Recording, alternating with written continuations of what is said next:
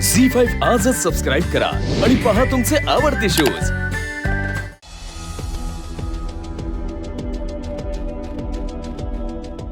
मग जर तसं असेल तर मी सुद्धा अंतराताईंबरोबर दिल्लीला जाणार।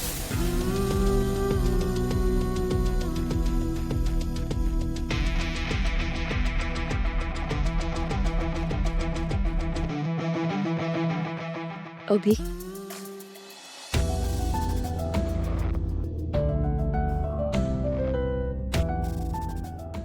काय झालंय?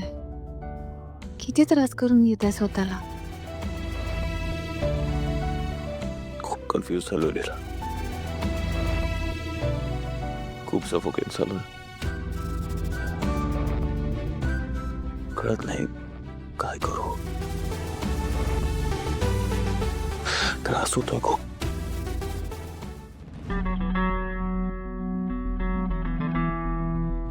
अभि,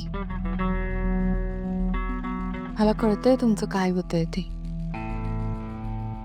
एकीकडे तुमचं पहिलं प्रेम अंतराताई, त्यांची रिस्पॉन्सिबिलिटी, आणि दुसरीकडे तुमचं माझ्यावरही खूप प्रेम आहे। कर्तव्य आणि प्रेम हा दोन्ही गोष्टी तुमची खूप ओढाताण होते ना।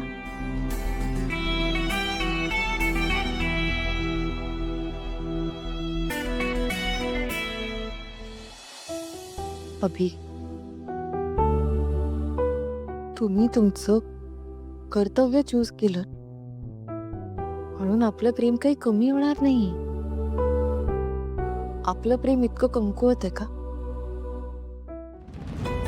आठवा ना, आपण एकमेकांच्या प्रेमाने, साथीने कितीतरी संकटांवर मात केली। मग आपला एकमेकांवरचा विश्वास, आपलं एकमेकांवरचं प्रेम तेव्हाही कमी झालं नाही आणि आत्ताही होणार नाही। अभि, तुम्ही बिनधास्तपणे अंतराताईंबद्दलची, अंतराताईंबाबतीतची तुमची जबाबदारी पार पाडा। हे आहे तुमच्या बरोबर।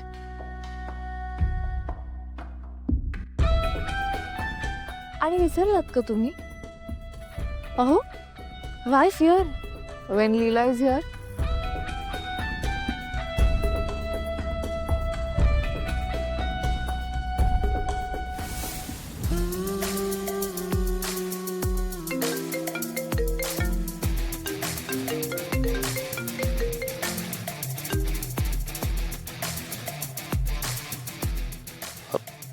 बोल विश्वा।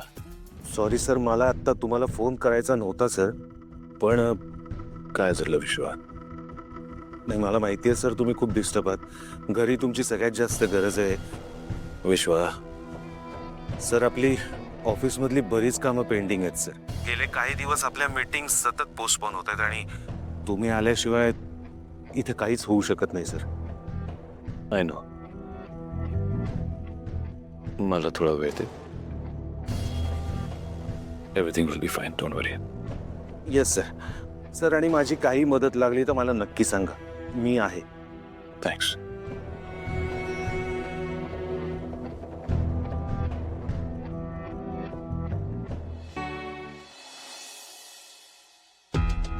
ए जे जे, बरं झालं भेटलात, आता मी तुमच्याकडेच येत होते।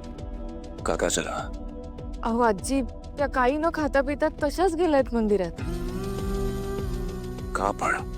तुम्ही त्यांच्याशी बोलत नाही आहात ना, म्हणून खूप अस्वस्थ आहेत त्या। माहिती, मी किती आग्रह केला त्यांना, म्हणाले काहीतरी खा, काहीच ऐकायला तयार नव्हत्या। साधं दूधही प्यायला नाही, तशाच निघून गेल्या।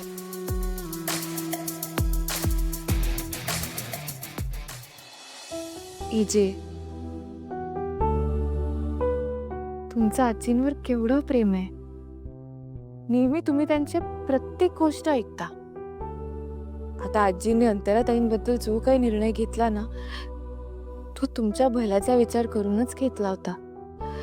कदाचित त्यांचा मार्ग चुकला असेल, पण त्यांचा हेतू काही वाईट नव्हता। तरी तुम्ही त्यांच्याशी बोलत नाही आहात। एजे, मला वाटतं तुम्ही असं वागायला नको होतं।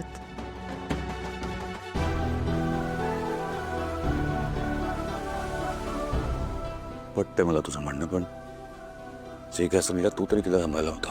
मी खूप प्रयत्न केला याचे, पण ते काही ऐकूनच घेत नव्हत्या. कशाच गेल्या. आता काय करूया? मी आत्ताच्या आता मंदिरात जातो आणि आईला घेऊन येतो. हं. काळजी नको करू. हो.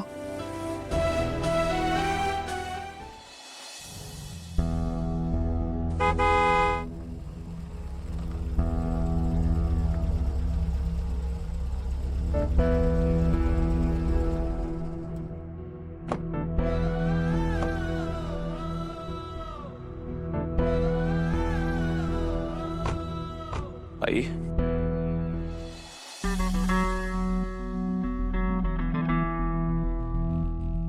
I am sorry. मी स्वतःवरचा राग उगाच तुझ्यावर काढलाय. मला माहित नाही काय होतं माझ्या बरोबर होतं, पण आय एम सॉरी. पण याचा अर्थ हा नाही आहे ग. काही झालं तरी असं चिडून न खाता पिता घराबाहेर पडणे बरोबर नाही आई. मी मंदिरात गेले होते बाळा. तुझा अबोला मला सहन होत नव्हता, मला अस्वस्थ वाटत होतं, म्हणून मी पण मी बोललो असतो ना तुझ्याशी आई.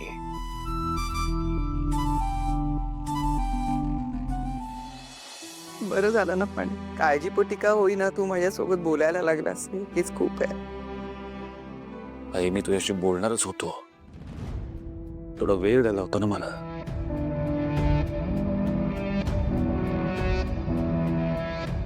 आई पण तू मला एक प्रॉमिस कर, यापुढे असं चिडून किंवा न खाता पिता दिवसभर राहणार नाहीस अशी.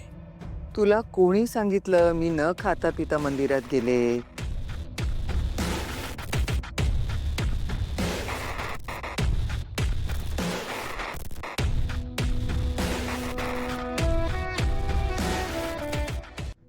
Sorry AJ.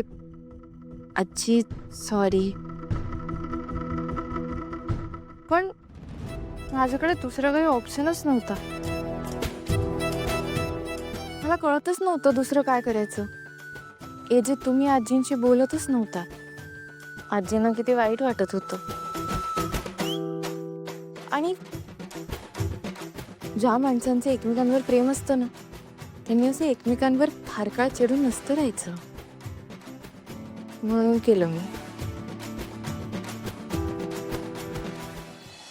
पण तुम्हाला माहितीये का, ह्या सगळ्यात अंतराताईंनी माझी खूप मदत केली.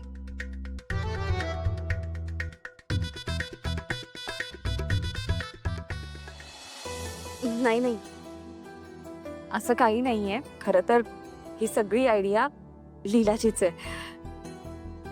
तुम्ही दोघं एकमेकांशी बोलत नव्हतात ना, त्यामुळे अस्वस्थ होती ती. आजी, तुम्हाला खरंच खूप छान सून मिळाली आहे.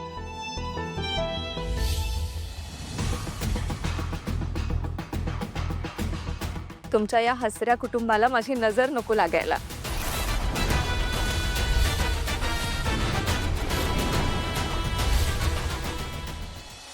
चला आपण आज जाऊया का?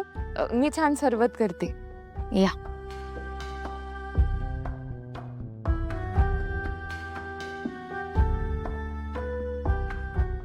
झी 5 आजच सबस्क्राईब करा आणि पहा तुमचे आवडते शोज